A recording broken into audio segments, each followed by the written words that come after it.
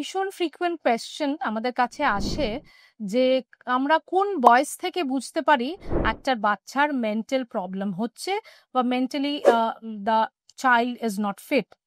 Well, এটা আমরা বুঝতে পারি একদম ছোট্ট বয়স থেকে, যে বাচ্চার যখন 6 মাস বয়স হয়েছে, যখন একটা বাচ্চাকে খুব মিষ্টি, এখন একটা বাচ্চা দেখে যখন আমরা হাত ধরি বা হাত পাতি কোলে নেওয়ার জন্যে এবং বাচ্চা মুখ ঘুরিয়ে নেয়, সেটা কি?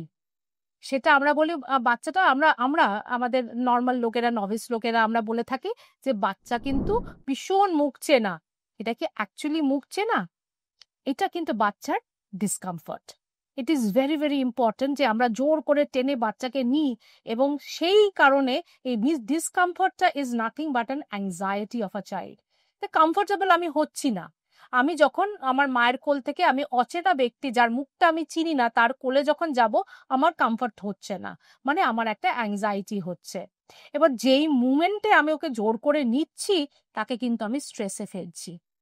কি স্ট্রেস হচ্ছে? যে আমি জোর করে তার মায়ের কমফর্ট জোন থেকে তাকে একটা ডিসকমফর্ট জোনে নিয়ে আসছি আমার কোলে, যেখানে ও কমফোর্টেবল মোটেই না, এবং ও চেঁচিয়ে কাঁদছে। আমি চেষ্টা করছি তাকে লজেন্স দেওয়ার, বেলুন দেওয়া ইত্যাদি দিয়ে তাকে ঠিক করার চেষ্টা করছি, কিন্তু সে মোটেই হচ্ছে না।